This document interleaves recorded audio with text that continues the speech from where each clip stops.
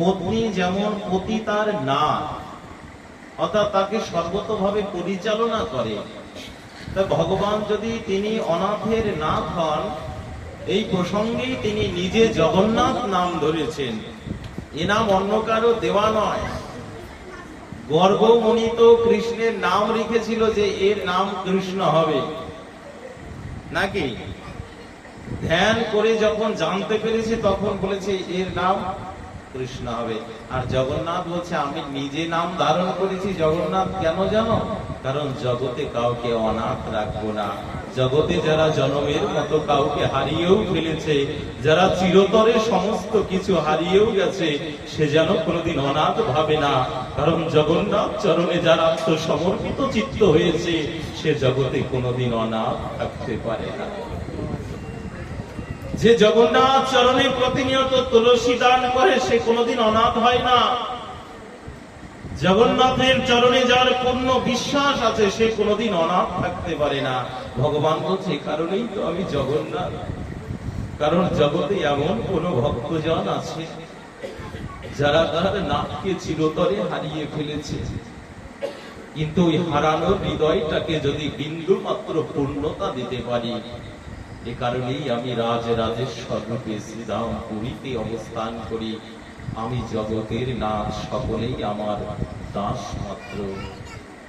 এই কারণেই সেই জগন্নাথ দেবের বিশেষ কৃপা, মহা অনুকম্পা নিয়ে আমরা সেই ভগবানের চরণে নিজেকে সমর্পিত করব।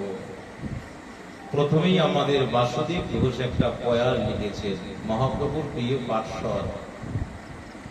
তিনি তার স্বলীলা গ্রন্থে লিখেছেন, বাসুদেব ঘোষী কহি করো যদি হাত, যেই কৃষ্ণ সেই গৌর সেই জগন্নাথ। তিনটা শব্দ বলেছে, যেই কৃষ্ণ সেই গৌর সেই জগন্নাথ। তাহলে একটা বৃক্ষের তিনটা শাখা। যেমন মনুষ্য শরীরে এক শরীরেই তিনটা গুণ, সত রজ তম। কখনো সাত্ত্বিক ভাবাপন্ন, কখনো রাজসিক ভাবাপন্ন, কখনো তামসিক ভাবাপন্ন। তো বলছে যেই গৌর সেই কৃষ্ণ সেই জগন্নাথ। যদি গৌরকে জানতে পারি তাহলে জগন্নাথ জানতে পারবো, জগন্নাথ জানতে পারলে কৃষ্ণ জানতে পারবো। একটা ফর্মুলাটি জগৎকে দিয়ে দিলেন। তবে এই জগন্নাথ লীলাটা আমরা কেন জানতে পারবো না? কেন আমাদের চৈতন্য দেবকে স্মরণ করে জানতে হবে? তার দৃষ্টিতে, তার নয়নে আমাদেরকে দেখতে হবে। এর একটাই কারণ, কারণ এই বাঙালি জাতি চিনত না যে জগন্নাথ আমাদের ভগবান। এটা জানতো না।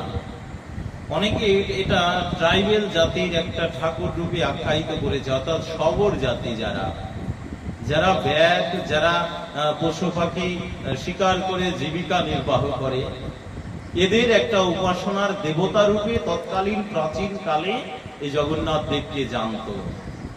কিন্তু একমাত্র চৈতন্য মহাপ্রভু এসে জগতের জীবের দিব্য চক্ষু উন্মিলন করে দিলেন। ওই ক্ষেত্রটাকেই নিয়ে আসলেন লীলাচল ক্ষেত্রে। আচ্ছা, এই ক্ষেত্রের নামটা তৎকালীন সময়ে, যখন মহাপ্রভুর পূর্বকাল সময়, এই জগন্নাথ দেবের যে ক্ষেত্রটা এখন আমরা যাই, এই ক্ষেত্রটার প্রকৃত নাম হচ্ছে উৎকল। যারা পঞ্চিকা দেখেন, দেখবেন এখনো নামটা চেঞ্জ করে নাই, ওই নামটাই রয়ে গেছে, উৎকলে জগন্নাথ দেবের রথযাত্রা। এই উৎকল নামটাই ছিল পুরীর প্রাচীনতম নাম। যখন জগন্নাথ প্রকট হলেন তৎসময়ের এই প্রাচীনত্ব।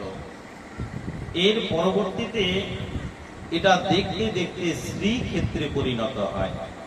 এই জন্য জগন্নাথ ক্ষেত্র শ্রীক্ষেত্র।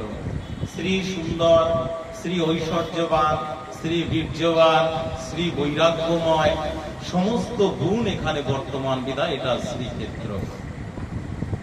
এর পরবর্তীতে দীর্ঘকাল চলাকালীন সময়ে চৈতন্য মহাপ্রভু যখন লীলা ক্ষেত্রটাকে, অর্থাৎ লীলা বিচরণ করছেন, তখন একটা নদিয়া হয়ে গেল নবদ্বীপ চল, আর উড়িষ্যা হয়ে গেল নীলাচল।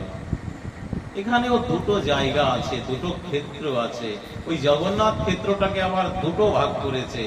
একটা হচ্ছে নীলাচল, যেখানে জগন্নাথ অবস্থান করেন, আর একটা হচ্ছে সুন্দরাচল, যেখানে গুন্ডিচা দেবী অবস্থান করে।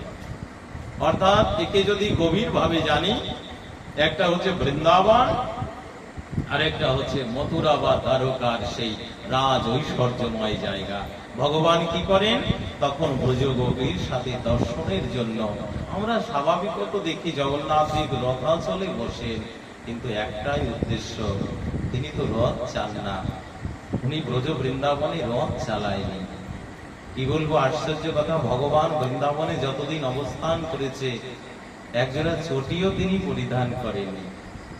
আর সে ভগবান কিনা 12.5 মণ স্বর্ণ দিয়ে সাজবে, এটা হয়? যখন জগন্নাথের সন্নাবেশ হয় 12.5 মণ স্বর্ণ দিয়ে সাজানো হয় জগন্নাথ দেবকে। তাহলে এই ভগবান, আমি তো একটু আগে বললাম যেই কৃষ্ণ সেই গৌর সেই জগন্নাথ, তা মিলছে না তো।